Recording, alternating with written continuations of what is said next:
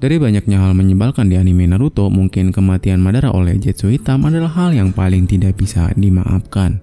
Pasalnya nama Madara sudah dibangun oleh Masashi Kishimoto sejak jauh-jauh hari. Dan kita juga mengetahui jika Madara adalah orang yang sangat pantas untuk menjadi bos terakhir. Tetapi entah apa yang dimikirkan oleh Masashi Kishimoto hingga dia memutuskan mengganti Madara di menit-menit akhir dengan Kaguya. Kembali lagi ke fakta awalnya, memang hal ini adalah hal yang paling menyebalkan. Sampai banyak sekali fans Naruto yang saat itu mengecam Masashi Kishimoto.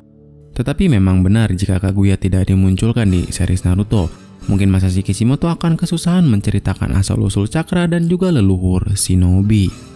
Dan menurut admin pribadi melihat fenomena ini, meskipun baik untuk kelangsungan jalan cerita anime Naruto, tetap saja admin menganggap Madara adalah orang yang paling pantas untuk menjadi bos terakhir. Nah, jadi video kali ini admin akan mengungkapkan beberapa alasan yang membuktikan jika Madara adalah karakter paling pantas untuk menjadi bos terakhir. So, kita mulai aja videonya. Let's go.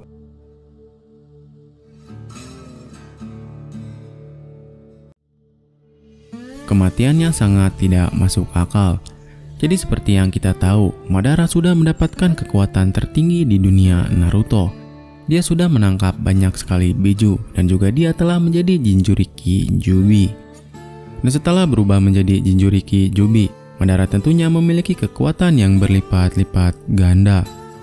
Naruto dan Sasuke saja yang sudah mendapatkan kekuatan dari Rikudo Sennin dan juga mendapatkan kekuatan beberapa dari para biju, tidak mampu menandingi seorang Madara. Ia begitu kuat dan juga ia tentunya begitu amat sangat cerdas. Dan tetapi ketika dimana keputusan diambil oleh Masashi Kishimoto, di sana Madara dikalahkan oleh Zetsu Hitam dengan amat sangat begitu mudah. Zetsu Hitam hanya menusuk Madara dan juga Madara di sana langsung dikalahkan. Padahal semua fans juga tahu jika Madara memiliki suatu pertahanan yang bahkan sulit untuk ditembus. Nama pertahanan itu adalah Limbo. Jadi Limbo sendiri merupakan sebuah jutsu bunshin yang sangat kuat. Ia tidak berbentuk dan juga ia tidak mudah diidentifikasi. Jadi Limbo ini ketika diserang oleh Naruto dan juga Sasuke, para Limbo ini terus melindungi Madara. Tetapi kembali lagi anehnya, ketika Zetsu Hitam memutuskan untuk mengganti Madara dengan Kaguya, di sana dia dengan mudah menusuk Madara. Jujur saja admin pribadi sampai hari ini ataupun hingga video ini dibuat belum menemukan alasan yang jelas ataupun alasan yang tepat untuk kekalahan Madara ini. Jadi jika teman-teman memiliki alasan yang jelas ataupun alasan yang masuk akal, silahkan beri di kolom komentar. Madara memiliki karisma yang luar biasa. Jadi dari banyaknya penjahat di anime Naruto, mungkin yang paling berkarisma adalah seorang Madara. Selain Madara memang memiliki kekuatan yang sangat luar biasa, dia juga dicap sebagai seorang legenda. Madara adalah karakter yang amat sangat berkarisma. Dengan semua perjalanan panjangnya lalu kisah hidupnya di masa lalu, membentuk Madara menjadi karakter yang paling diingat oleh fans Naruto. Dan satu lagi fakta luar biasa tentang Madara adalah dia berhasil menghindar dari sebuah kematian. Dan juga cara dia menghindar dari sebuah kematian adalah cara yang sangat cerdas.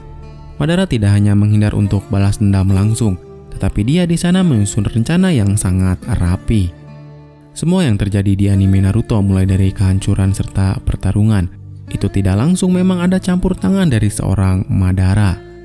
Jadi dengan karismanya serta pemikirannya yang sangat luar biasa, mungkin sangat wajar jika kita menginginkan seorang Madara menjadi bos terakhir. Nama Madara sudah didevelop oleh Masashi Kishimoto sejak jauh-jauh hari. Hal ini adalah hal yang sangat fatal menurut admin.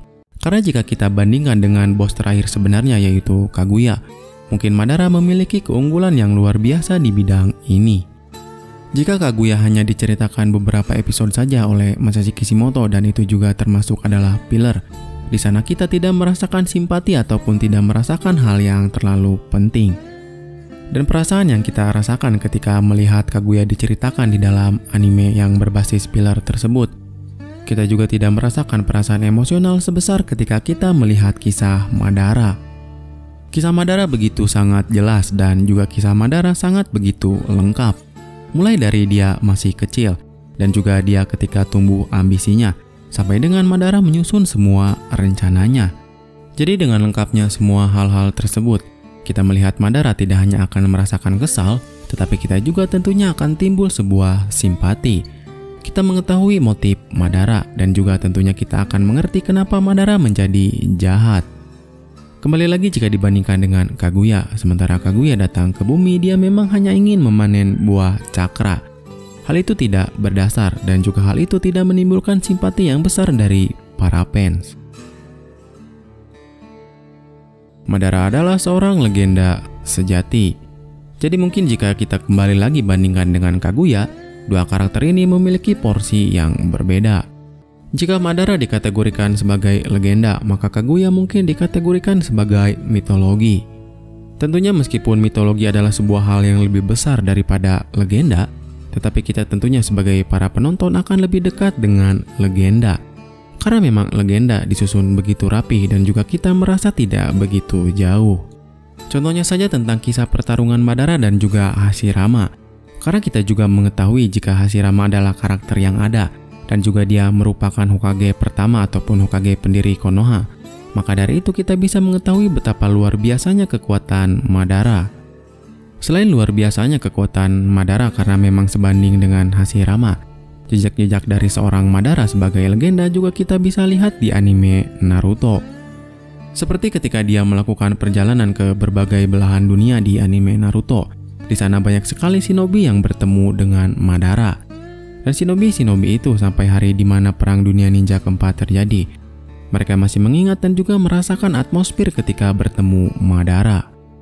Dan selain kita juga menyaksikan jejak-jejak dari seorang Madara, kita juga dengan sesama menyaksikan jika Madara mewariskan sesuatu kepada Obito. Meskipun yang diwariskan oleh Madara bukanlah hal positif, melainkan sebuah kebencian dan juga pemikiran jahat, tetapi tetap saja hal itu kita saksikan dan juga kita rasakan.